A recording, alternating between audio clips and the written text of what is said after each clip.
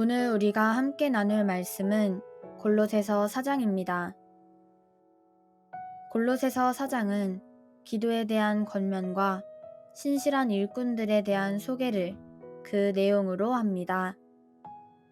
이제 각각의 내용을 살펴보겠습니다. 1절입니다. 1절의 말씀은 3장 18절에서 15절의 말씀의 연결로 이해하시기 바랍니다. 2절부터 6절입니다. 기도를 계속하라고 합니다. 그리고 그 기도를 감사함으로 하라고 합니다. 또한 바울과 그 동역자들을 위해 기도하라고 합니다. 이들을 위해서는 특히 전도의 문이 열려서 그리스도의 비밀을 말할 수 있게 해달라는 기도 부탁을 합니다. 바울은 여기서 자신의 지혜와 능력이 아니라 기도를 통하여 자신이 복음을 전할 수 있기를 부탁합니다. 그리고 복음과 관련 없는 일에 세월을 낭비하지 않는 지혜가 있기를 권면하고 말의 지혜가 있기를 권합니다. 7절부터 18절입니다. 먼저 바울은 두기고를 소개합니다.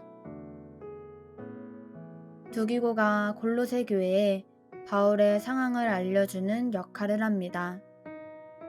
바울은 두기고를 사랑받는 형제요, 신실한 일꾼이요, 주 안에서 함께 종이 된 자로 소개합니다. 바울이 그의 사정을 알리고 그들을 위로하려고 특별히 두기고를 보낸다고 하는 것으로 보아 바울과 골로새 교회에 큰 힘이 되는 사람인 것 같습니다. 바울은 두기고와 함께 오네시모를 보냅니다. 이 오네시모는 빌레몬서에서 말하고 있는 사람입니다.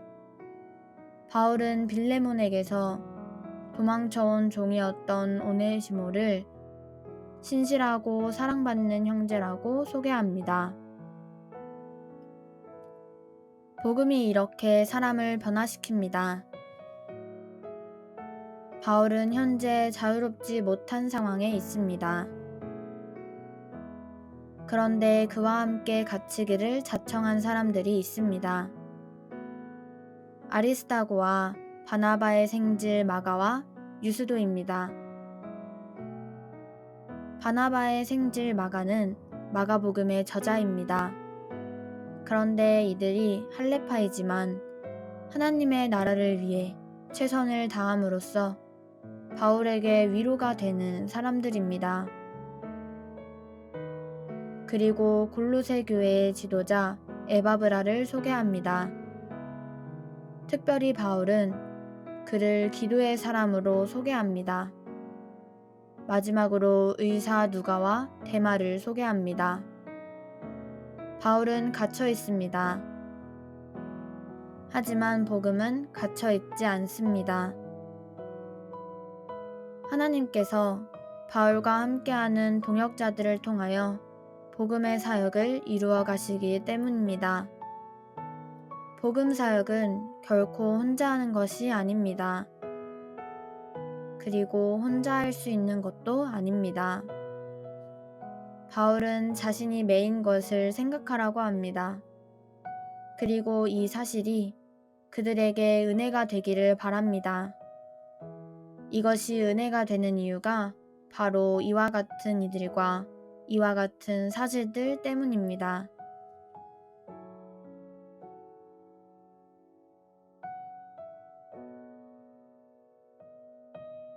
오늘 우리는 골로새서 4장의 말씀을 통해서 기도의 중요성을 보았습니다. 바울이 골로새 교회를 향하여 마지막 권면으로 기도를 계속하고 그 기도에 감사함으로 깨어있으라고 합니다. 우리는 기도가 중요하다는 것을 알고 있습니다. 그래서 오랜 시간 동안 더 많은 기도를 하기 원합니다. 하지만 그렇게 기도하는 것이 마음처럼 쉽지 않습니다. 그런데 여기서 바울의 겉면을 통해 기도에 대한 한 가지 지혜를 얻게 됩니다. 기도를 계속하는 힘은 감사함의 기도를 하는 것입니다.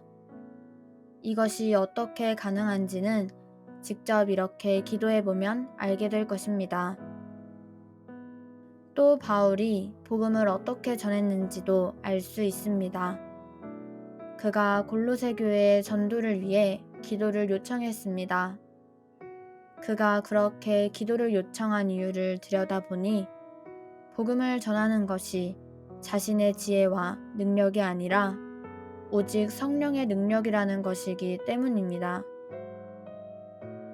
이를 통해서 우리도 전도하기 위해 기도해야 함을 배우게 됩니다.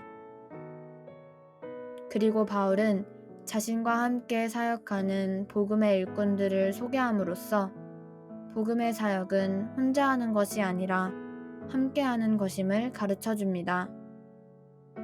이를 통해 우리는 교회 공동체가 어떻게 복음을 전해야 하는지를 알게 됩니다. 복음을 전하는 데에는 철저한 협력이 필요하며 은사에 따라 행해야 합니다. 그리고 복음은 결코 갇혀 있을 수가 없습니다. 바울은 물리적으로 갇히지만 복음은 창살을 넘어 자유롭게 전해집니다. 이것이 복음의 능력입니다.